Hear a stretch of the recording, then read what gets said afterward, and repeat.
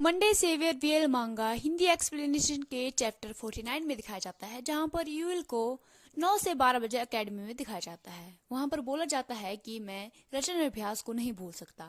उसके बाद वो एकेडमी के बाद सेल फोन खरीदने चला जाता है, जैसे कि उसने बोला था कि वो एकेडमी के बाद एक नया फोन खरीदेगा। उसके बाद वो सीधा जाता है अपार्टमेंट खरीदने, जहां पर वो रह सकता है। अपार्टमेंट खरीदने के बाद यूएल आखिर में यूनजी के पास जाता है अपना काम करने, उससे मिलने, और डोर पर नॉक करते हुए सोचता है, fake it till you make it, right? यानी कि जब तक दिखावा करो जब तक आप वैसा बन ना जाते। उसके बाद दरवाजा ओपन होता है तो यूएल एंटर करता है। यूएल बोलता है, हे यूनजी, तुम कैसे हो? यूनजी सामने होता है। फिर यूनजी का फेस दिखाया जाता है, जो गुस्से से यूएल की ओर देख रहा था और थका हुआ भी लग रहा था। यूनजी यूएल को बोलता है, तुम इतने ज्यादा लेट क्यों हो? यूएल हैरानी से बोलता है, क्या मैं हमेशा 5 बजे नहीं आता हूँ? तो आज भी तो मैं 5 बजे आया हूँ। तभी यूनजी उसे यूएल को खींचते हुए ले जाता है। यूएल बोलता है, आई एम सॉरी यूनजी, मैं लेट हो गया। क्या तुमने मुझे जल्दी आने के लिए कॉल किया था? मुझे माफ कर दो, मैंने नया सेल फोन खरीदा है तो मैं तुम्हारे साथ कांटेक्ट में नहीं आ सका। यूनजी बोलता है, तुम चुप रहो। फिर यूएल बोलता है, यहाँ पर क्या हो रहा है? क्या हम यहाँ पर शूट कर रहे हैं या फिर यहाँ पर हम कोई फिटिंग कर रहे हैं? तभी यूएल बोलते बोलते चुप हो जाता है और सरप्राइज होकर सामने देखने लगता है। सामने दिखाया जाता है जहाँ पर यूनबॉर्न वहां पर बैठा होता है और बोलता है, वाओ, ये कितनी ज्यादा फैंसी है कि मुझे तुम्हारे साथ यहाँ पर मिलना पड़ रहा है। फिर यूनबॉर्न को वहां पर देखकर यूएल बोलता है, ह्यूंग, तुम यहाँ पर क्या करे हो? यूनबॉर्न बोलता है, क्यों, क्या ये सच में इतना ज्यादा अजीब है मेरा या अपने छोटे भाई के घर पर होना? फिर यूनजी यूएल को बोलता है, मुझे भी ब्लैकमेल किया गया है। यूएल कुछ नहीं बोलता है और यूनबॉर्न के सामने खड़ा रहता है। यूनजी दूर से उन दोनों को ऐसा देखकर सोचने लगता है, क्या इन दोनों के बीच में कोई फाइट हुई है? ये एक दूसरे को इस तरह से क्यों देख रहे हैं? यूएल भी यूनबॉर्न को देखकर सोचने लगता है, ऐसा लग रहा है कि ये सोया नहीं है। और फिर तभी उसका ध्यान यूनबॉर्न के कान की ओर जाता है और सोचता है, क्या इसने एक और पियर्सिंग करवाई है?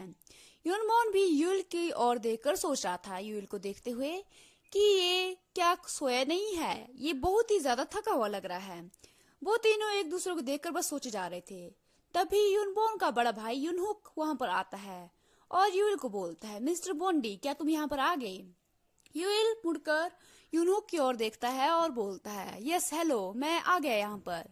फिर यूनहुक यूएल से पूछता है, क्या तुमने खाना खाया है? हमने टेबल सेट कर दिया है तो चलो वहां पर साथ में खाना खाते हैं।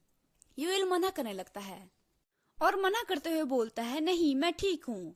लेकिन इतने में यूनबॉर्न उसे रोकते हुए बोलता है, इसने सिर्फ और सिर्फ तुम्हारे लिए टेबल सेट किया है तो तुम्हें पहले खाना खा लेना चाहिए। फिर वो चारों टेबल की ओर जाने लगते हैं। टेबल पर बहुत सारी डिशेस दिखाई जाती है, जहाँ पर श्रिम्प भी होती है। श्रिम्प को देखकर यूनबॉर्न बोलता है, इससे एलर्जी है श्रिम्प से, तो तुम इसे इसके सामने इस तरह से नहीं रख सकते हो। यूनोक माफी मांगते हुए बोलता है, मुझे माफ कर दो इसके लिए, मुझे पता नहीं था। क्या तुम चाहते हो कि मैं प्लेट को यहाँ से हटा दूं? यूएल बोलते, नहीं नहीं, ये बिल्कुल ठीक है। और फिर उन्हें मील के लिए धन्यवाद बोलता है और फिर टेबल पर खामोशी छा जाती है।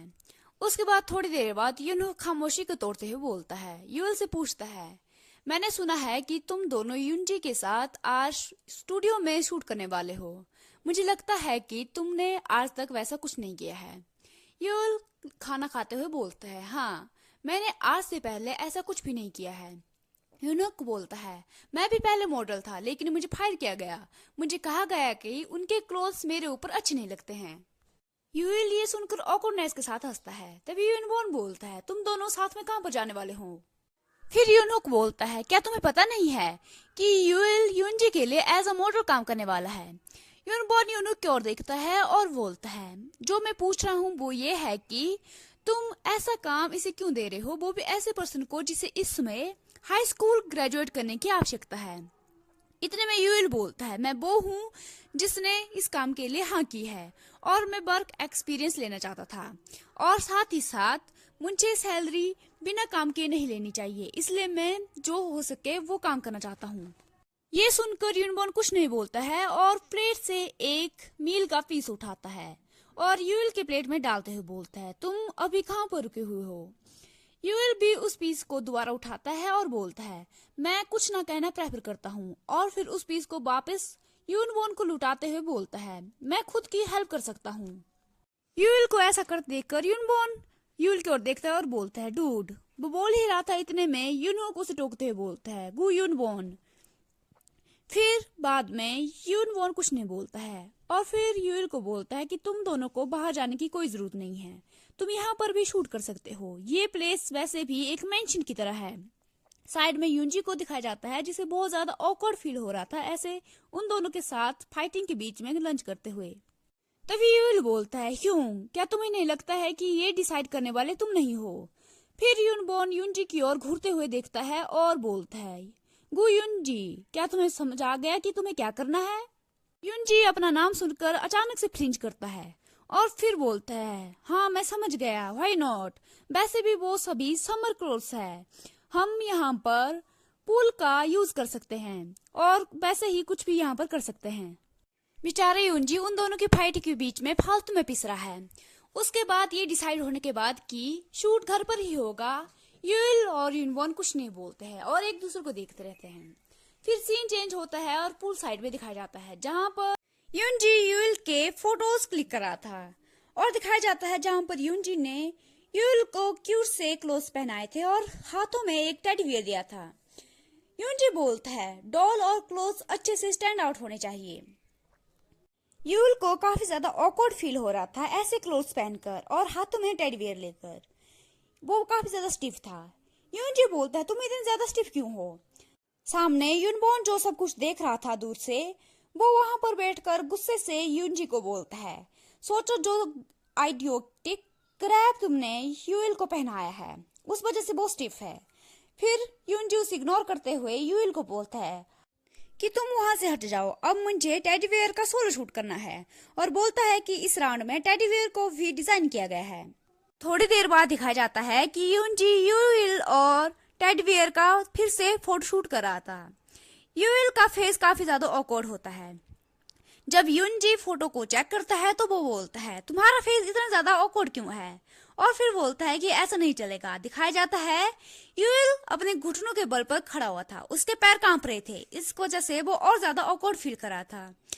फिर यूनजी बोलता है, चलो अब तुम स्विम सूट पहन लो, मैं तुम्हारा फ्लोटी के साथ फोटो शूट करूंगा। फिर वो दोनों साथ में वहां से जाने लगते हैं और दिखाया जाता है कि वो दोनों यूनबोर्न के बारे में भूल गए थे और यूनबोर्न भी वहां पर लेटा था जिस कारण से उसे पता नहीं चला कि वो दोनों वहां से जा रहे हैं। यूनजी यूएल को बोलता है, तुम पानी में रह सकते हो राइट? यूएल भी बोलता है, हाँ मैं अपना पूरा बेस्ट दूंगा। फिर स्विमिंग पूल में दिखाया जाता है जहां पर पानी में फ्लोटी को डाला गया था। यूनजी बोलता है, तुम वहां पर बैठ जाओ। यूएल बोलता है, क्या मैं सीधा जाकर वहां पर बैठ जाऊं? यूनजी कैमरा में चेक करते हुए बोलता है, हाँ तुम जाकर बैठ जाओ। यूएल पुल की ओर जाता है और फ्लोटी के ऊपर पैर रखते हुए बोलता है, ये फ्लोटी बहुत ज्यादा क्यूट है, ये मुझे ब्रेड की याद दिला रही है। और फिर जैसे ही वो पैर रख रहा होता है यूनजी उसे देखता है और बोलता है, तुम इस तरह से पैर नहीं रख सकते हो, ऐसा करने से तुम गिर जाओगे। वो बोल ही रहा था लेकिन यूएल पानी के अंदर गिर जाता है। यूएल पानी के अंदर डूबने लगता है। यूनजी वहां पर बरी होकर बोलता है, ओ माय गॉड, क्या तुम ठीक हो? लेकिन इतने में कोई वहां से बहुत तेजी से भागते हुए आता है और पानी के अंदर कूद जाता है। वो यूनबोर्न होता है। वो जाकर यूएल को पानी से बाहर निकालता है और यूएल को चिल्लाते हुए बोलता है, क्या तुम केयरफुल रह सकते हो? फिर यूनबोर्न यूनजी की ओर देखता है और बोलता है, तुम कैसे ऐसे किसी को पानी के अंदर डाल सकते हो जिसे तैरना भी नहीं आता है? यूएल बोलता है, ऐसा नहीं है, लेकिन उसे खांसी आ जाती है। यूनजी बस उन दोनों को चुपचाप देखता है और सोचता है, जीसस, ये सिर्फ 1.2 मीटर डीप है। फिर वो गुस्से से बोलता है, चलो आज का दिन यहीं पर समाप्त होता है, प्लीज यहाँ पर जाओ, यहाँ से निकल जाओ। और फिर बोलता है, मेरा मतलब है कि घर से जाओ। और फिर वहां से जाने लगता है। पीछे से यूएल बोलता है, यूनजी मैं कर सकता हूँ। यूनजी जाते ही सोचता है, क्या ये इन दोनों के बीच में सच में कोई फाइट भी हुई है? ये दोनों एक दूसरे के साथ इस तरह से रह रहे हैं। और फिर यूएल पीछे से बोलता है, आई एम सॉरी तुम्हें इस सिचुएशन में डालने के लिए। और फिर खांसते हुए बोलता है, प्लीज तुम मुझे अब नीचे उतार सकते हो। यूनबोर्न फिर यूएल की ओर देखता है और बोलता है, मैंने तुम्हें घर पर सोने के लिए बोला था, ना कि घर से जाने के लिए। यूएल बोलता है मेरे पास हम दोनों के बीच में बात करने के लिए कुछ भी नहीं है, तो प्लीज मुझे नीचे उतार दो। लेकिन यूनबॉर्न उसे नहीं उतारता है और टाइटली पकड़ता है और फिर यूएल की ओर देखते हुए बोलता है मेरी तरफ देखो, आई एम सॉरी जो भी मैंने तुम्हें कहा, तुम्हें पता है मेरा वो मतलब नहीं था। यूएल स्निफल करते हुए बोलता है मुझे कैसे पता होगा कि तुम्हारा क्या मतलब है और क्या नहीं, मैं तुम्हारी मन की बात नहीं पढ़ सकता हूँ, तो मुझे कैसे पता होगा। फिर वो रोते हुए बोलता है लेकिन यस्टरडे जो भी मैंने तुम्हें कहा था वो सभी मेरा मतलब था, तो मैं भी तुमसे सेम यही एक्सपेक्ट करता हूँ। और फिर यूएल खुद को छुड़ाते हुए नीचे उतरता है और बोलता है मुझे अब जाना है। यूनवॉन बोलता है क्या हम बात नहीं कर सकते हैं, मुझे तुम्हारी जरूरत है, सिंपल और साधारण तरीके से कहूँ तो। और फिर यूएल को जाता हुआ दिखाया जाता है। पीछे से यूनबॉर्न बोलता है तुम्हारे बिना मैं बहुत ज्यादा एग्जॉस्टिस हो जाता हूँ, मैं आज के बाद तुम पर ट्रस्ट करने की कोशिश करूंगा। और फिर बोलता है हे रुको, मुझे तुमसे बात करनी है। यूएल जाकर रुक जाता है। यूनबॉर्न उसके पीछे आता है और बोलता है मेरी तरफ देखो, और फिर यूएल का हाथ पकड़ता है और बोलता है देखो मैं यहाँ पर तुमसे माफी मांगने की कोशिश कर रहा हूँ, क्या तुम मुझे माफ नहीं कर सकते। इतने में यूएल मुड़ता है और उसे जोर से थप्पड़ मारता है और बहुत ही कोल्ड लुक के साथ यूनबॉर्न की ओर देखता है और ठंडे लहजे के साथ बोलता है तुम्हें सिर्फ मेरी बॉडी की जरूरत है, इससे ज्यादा कुछ नहीं। यूनबॉर्न ये सुनकर सरप्राइज हो जाता है और बोलता है व्हाट, ये तुम क्या बोल रहे हो। फिर यूएल उसकी आंखों में देखता है और बोलता है जिस तरह से तुम मुझसे बात करते हो उससे ऐसा लगता है जैसे तुम भी मुझे लाइक करते हो। और बोलता है मैं तुम्हें अभी भी लाइक करता ही हूँ, अगर तुम मुझे ये फीलिंग रिटर्न नहीं करने वाले हो तो तुम इस तरह से बिहेव भी मत करो, ये मुझे और ज्यादा तुम्हें भूलने में मुश्किल खड़ा कर देगा। और फिर यूएल रोते हुए बोलता है मुझे लगता है कि हमें कुछ समय के लिए अलग होने की जरूरत है। फिर हमें यूनबॉर्न की पियर्सिंग की ओर दिखाया जाता है जहां से खून निकल रहा था, क्योंकि यूनबॉर्न ने ताजा पियर्सिंग करवाई थी। फिर यूनबॉर्न यूएल के बारे में चिंता करते हुए बोलता है तुम बस पानी से बाहर निकलो वरना तुम्हें कोल्ड हो जाएगा। और ये चैप्टर 49 यही इसी के साथ एंड हो जाता है। Thank you so much for watching. If you like please like share and comment in this video and don't forget to subscribe this channel. Thank you so much for watching. See you in the next video. Have a nice and great day. Bye bye.